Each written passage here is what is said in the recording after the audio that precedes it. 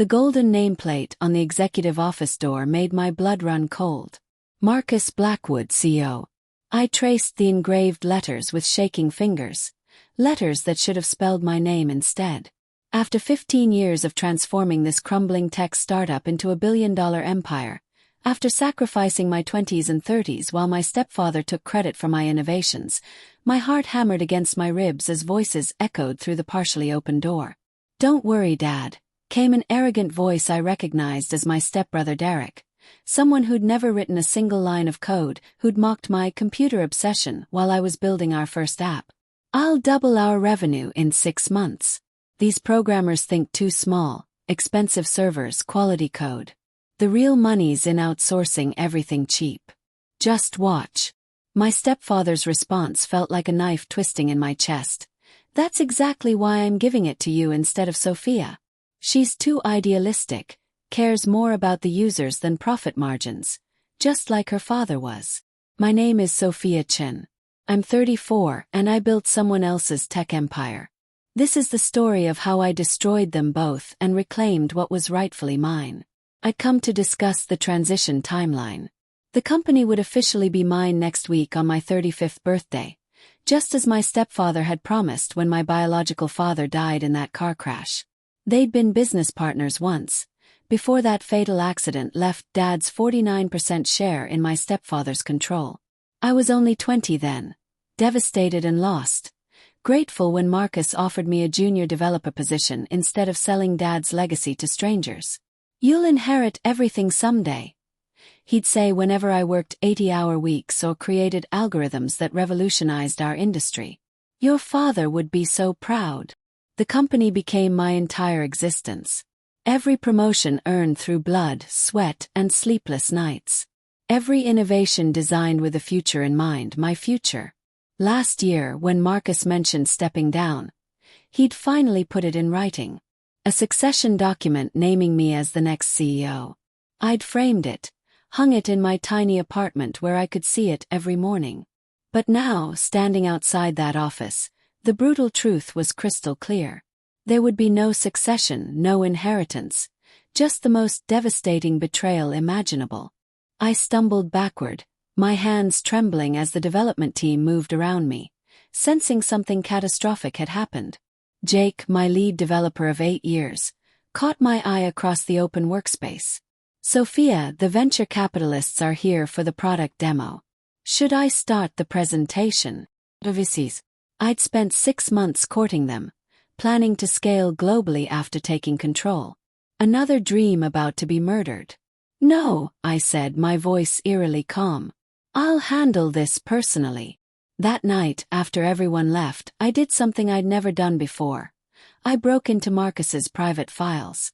The company's legal documents, financial records, the original partnership agreement between my father and stepfather. I'd never questioned what I'd been told, that Dad had left his share to Marcus with a gentleman's agreement to pass it to me eventually. 4 hours and thousands of documents later, I found the smoking gun. My hands shook violently as I read my father's actual will, buried deep in an encrypted folder. My father hadn't left his share to Marcus at all. He'd left it directly to me, with Marcus as trustee until my 30th birthday. 5 years ago. For 5 years, I'd legally owned 49% of a billion-dollar company. For 15 years, I'd been working to earn what was already mine by birthright. This wasn't just betrayal. This was grand theft on an unimaginable scale. I made encrypted copies of everything, my mind already calculating. As I prepared to leave, I noticed something else. The succession document I'd treasured so much. Reading it now with clear eyes, I saw the carefully crafted wording. Consideration will be given to Sophia Chen's leadership potential. Not a promise, not a guarantee. A meaningless platitude designed to keep me enslaved. The next morning, I walked straight to the office of Catherine Morrison, the ruthless corporate attorney who'd been my father's close friend and legal counsel. I'd called ahead, my voice deadly calm. "Your father saved my career once," she said after reviewing everything. "I always wondered when you'd discover this theft." "You knew." The betrayal cut even deeper. "I assumed Marcus had told you when you turned 30. When he didn't, I thought you had some private arrangement. Her expression turned ice cold. There wasn't one, was there? No, there wasn't. Catherine's smile was predatory. Legally, this is slam dunk. You own 49% of Blackwood Technologies. Marcus committed massive fraud by concealing your inheritance. But here's the beautiful part. He can't transfer what isn't legally his to transfer. What about Derek taking over? Derek has zero legal claim to anything. But Sophia. She leaned forward. Lawsuits take years and get messy. Have a better idea. Let's destroy them from the inside. That weekend, while Marcus and Derek celebrated their brilliant transition plan, I executed the most sophisticated corporate takedown in tech history. I scheduled emergency meetings with every major investor, showing them Derek's catastrophic cost-cutting plans versus my expansion strategy backed by 5 years of hidden legal ownership. I contacted our biggest clients, Fortune 500 companies who'd worked exclusively with me for years. I couldn't tell them what to do, but I made sure they understood that management changes might affect their service quality. Most brilliantly, I reached out to Elena Rodriguez, our silent partner who held a crucial 2% ownership stake from an early investment round. After showing her the legal documents proving Marcus's fraud, she made a decision that would change everything. Monday morning, I requested an emergency board meeting with Marcus and Derek. They strutted in looking victorious, clearly expecting me to beg for a severance package.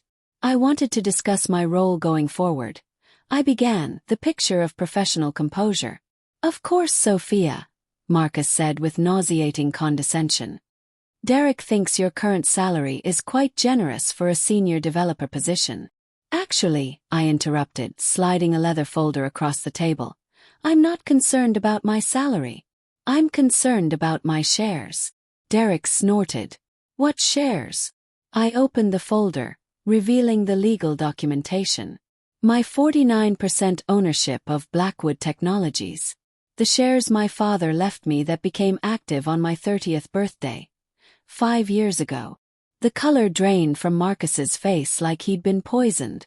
That's impossible, he stammered. Your father left everything to me as trustee, I finished. A role that legally ended 5 years ago. I've had Catherine Morrison prepare official documentation recognizing my position as co-owner, effective immediately. Derek slammed his fist on the table. This is insane. Dad, tell her this is garbage. But Marcus was staring at the papers, watching his entire criminal empire crumble. Sophia, be reasonable.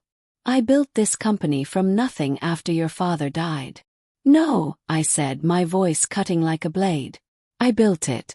Every revolutionary algorithm, every major client relationship, every innovation that made us billions. And I have documentation proving all of it. I pulled out another folder. I also have signed statements from our investors backing me over Derek, plus commitments from our major clients that they'll terminate contracts if quality standards drop. Derek's face twisted with pure rage. You ungrateful little. Careful, I warned. You're speaking to your boss now. Co-owner doesn't mean boss, Marcus cut in desperately. True, I acknowledged, then slid the final document across the table, Elena's ownership transfer agreement. But majority shareholder does. 51% as of this morning. The silence was deafening. You can't do this, Derek finally sputtered. You're just a programmer. I'm a programmer who owns this company, I corrected him. And my first executive decision is restructuring management.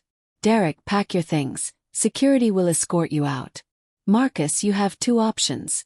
Retire with the minimal package I'm offering, or face criminal fraud charges. Choose wisely. Marcus stared at me, really seeing me for perhaps the first time in 15 years. You planned this entire thing. No, I said, thinking of all those years I'd trusted him, believed his lies. But I learned from the best manipulator I know, didn't I? 2 years later, Blackwood Technologies, now renamed Chen Innovations, had tripled in value under my leadership. We'd gone public, opened offices in 12 countries, and I'd been featured on the cover of Forbes as Tech's most brilliant CEO. Marcus had taken the retirement deal and disappeared into obscurity, sending passive-aggressive Christmas cards addressed only to Chen Innovations Management. Derek. He'd tried getting hired at every major tech company in Silicon Valley. Turns out, nobody wants to hire someone with zero skills whose only qualification was almost inherited a company through nepotism. On the second anniversary of my takeover, Derek showed up at my office, the penthouse suite that overlooked the entire city. He looked broken, desperate.